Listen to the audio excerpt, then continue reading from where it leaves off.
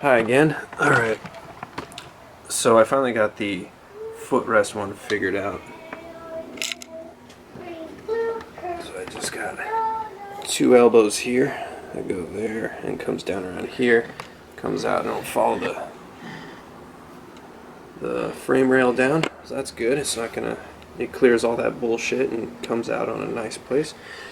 So basically what's left for this one is just to run a straight pipe to about there, and then I think a 45-degree bend, come up and then put the collector on that. So this one is, all the hard parts done with this. It's just, there's no more bends, it's just a straight, like two butt welds, a straight pipe, and then a 45 at the end of it. So that's easy. So that one's basic, like all the hard shit's done with that one. So this one, I'm still gonna do the bend around, but then I got this weird looking pipe left over, and I think I can use it. And the way I think I'm going to use it is have it go right there and have it kind of there, like right about there, and then cut off this elbow here, switch it around 180 degrees so it's pointing the other way, so that it basically goes like that, just immediate up, and then I'll notch it and, like, you know, do the best I can to get it so that it follows the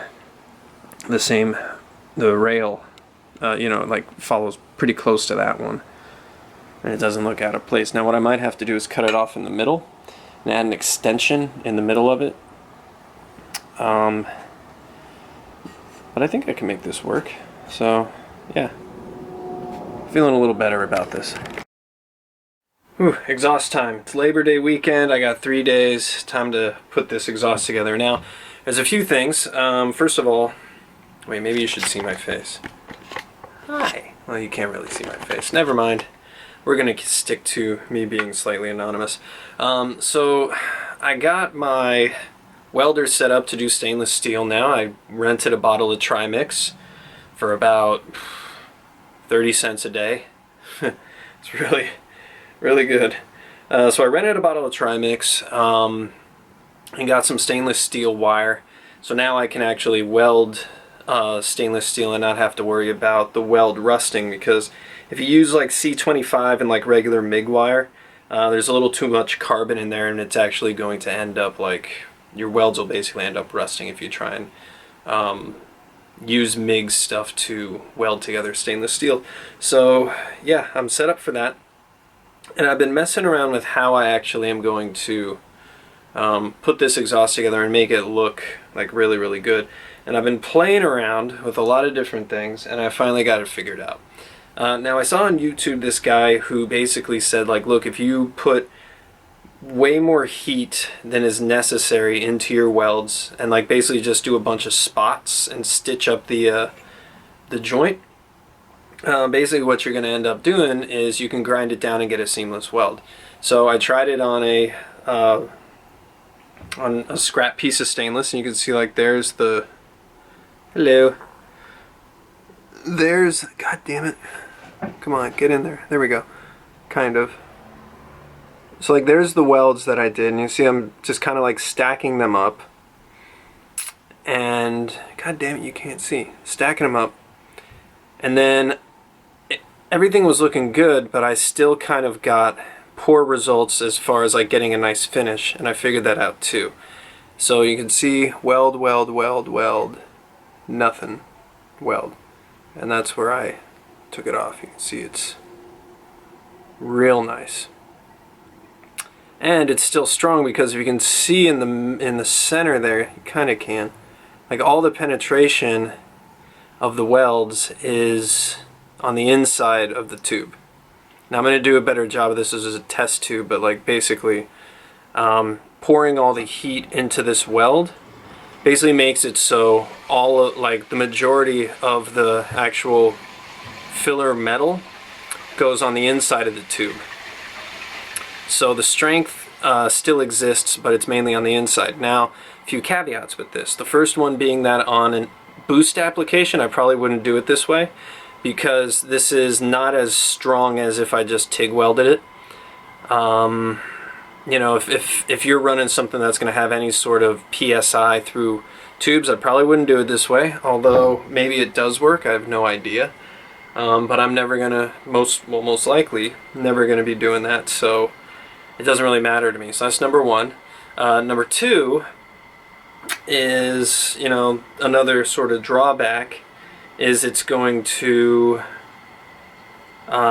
basically make the weld weaker. Well, I'd say marginally, but being that the majority of the strength of the weld is on the inside now, it's been tested a lot, and this actually works pretty good. And the third one is that, well, now you got all this shit on the inside of your tube, you know, it's going to restrict airflow slightly, and I say to that, well, it's just a fucking exhaust. Like, I don't know what you're expecting. Like, it's a chopper exhaust. It's not like flow, like unrestricted airflow. Like, really, like that much is not going to kill me. Like, I could care less about that. One thing that I am doing wrong with this is I'm not back purging, mainly because I don't like the top. Like, it's stainless. It's not going to rust. But the best way to do it, and I admit the best way to do this would be to actually go and back purge it, but I'm just not going to do it because I can't be bothered. Sue me, downvote me, whatever. But I mean, you can't really argue with results, man. I mean, weld, weld, weld, smooth and shiny. Now, how I got this, I kind of used a different sort of steps, and the first step I did was I grinded down the actual weld. Like, I grinded down the weld on top here, not on this one obviously, but you know, I grinded down the weld on top with a 60 flap disc, and that got me flush.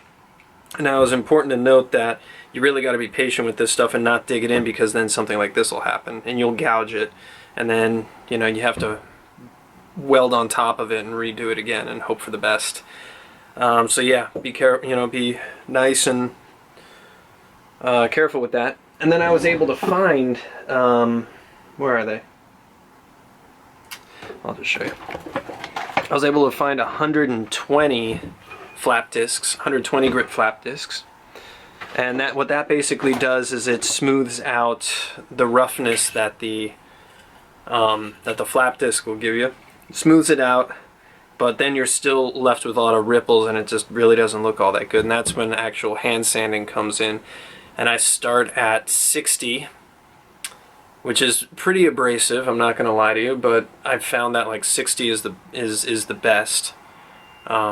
Just get 6, and then I go 60 to 320, from 320 to 600, 600 to 800, 800 to 1000, and then once I'm at 1000, I go over to my my buffer here, and I use a black compound first to basically just like get out the as many imperfections as possible, like swirl marks and stuff like that. It's not going to get all of them, but it's going to get most of them. Go to the black one, wipe it down a little bit with a rag, and then use a white rouge polishing compound on a buffer wheel, and that'll get you this. So I'm pretty happy with this, man. So I'm gonna go and do the rest of the exhaust. One thing that kind of sucks is that it's this pipe that I've been using, that I'm trying to use for straight pipes. When I got this, it was unpolished stainless steel. And I've been trying to get it to the point where I'm happy, but there's all these sort of like like where it was rolled, like there's these sort of like lines that go, and there's quite a few of them that go the length of the tube. And I have to like really barrel down on this thing with like 120 to just like get it even like get these like roll marks like even remotely smoothed out. So I was looking around trying to find a shop where I could buy some stainless steel tubing on a Saturday and Labor Day weekend, and guess what? Couldn't find one. So I'm gonna keep messing around with this, keep messing around trying to polish this stuff up, which actually, and like, you know, it polishes up just fine. I mean, look at it. But there's just, you know, when you look at it a certain direction in the light, you can see the lines coming through there, and that will bother me because everything else is going to be mirror, and then all the straight sections are going to have this little line on it, and that's going to, you know, really irritate the shit out of me. So I don't know, I'll keep plugging away at it and see if it works, or if I can get it to work better. And if not, then I have to wait for those straight sections in the mail. Probably order them from Jegs or something, or make it a patchwork of all of the existing straight sections I have that I'm not going to use, which I don't want to do because that's more welding and more chance of things going wrong and looking bad. So I don't want to do that either. And also, like in the weld marks, like on these weld bits, like it's always going to be a little wavy, just because the metal isn't going to be perfectly smooth. So I want to, you know, keep that around the weld parts only, and keep the straight sections as unmodified as possible. But that's how it is. I'm going to start with the right hand side exhaust and get this guy all stitched up, and we'll go from there. I think I got this down pretty good, so I'm just going to walk through the process. I just got done welding this up. As you can see, it's a bunch of stitch welds. It's not one continuous bead. Again, it's for penetration and also not burning through. Now, definitely if you're, I don't know, I've done it before, but only when I wrap the exhaust. If you're going to do something, or if you're going to use flux core, it would probably burn through this because flux core just burns a lot hotter. But you know, being that this is now shielded, you know, if I did run a continuous bead, it still probably would burn through eventually, but this just makes sure that that doesn't happen. The majority of the weld is underneath it still. And just in case anyone's wondering, I'm running off 210, and my welder, my longevity is cranked all the way up, and wire speed is about 55. And it's just barely strong enough to do what I need to do. If I was able to run this off 220, or like, you know, like a drier outlet, I'd probably be able to get better results, but you know, it is what it is. So from here, and all, yeah, it does throw a tiny bit of slag, but I'll take care of that.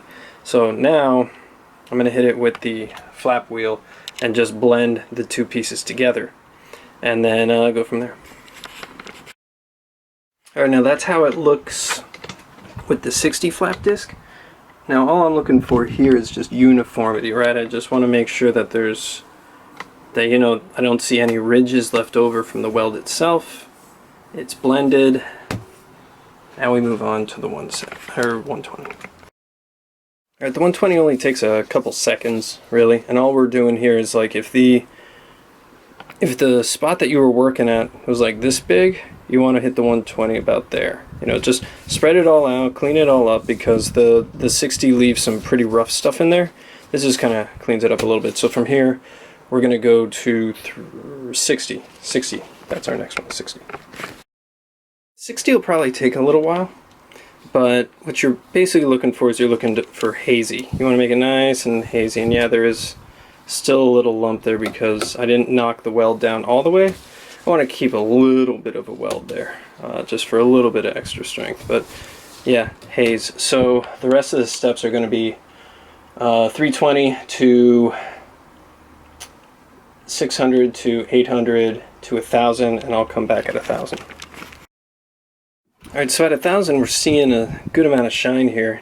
It's looking pretty good, but there's still 2 more steps.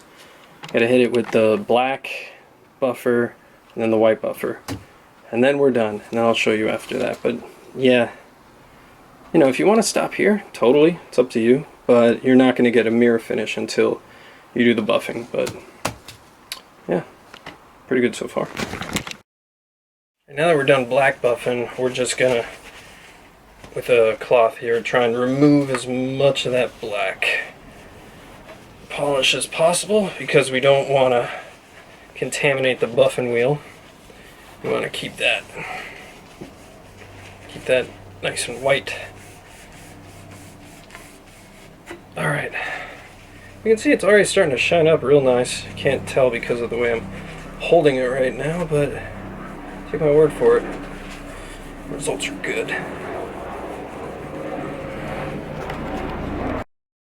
You end up with something like this. Now, those are the 2 welds.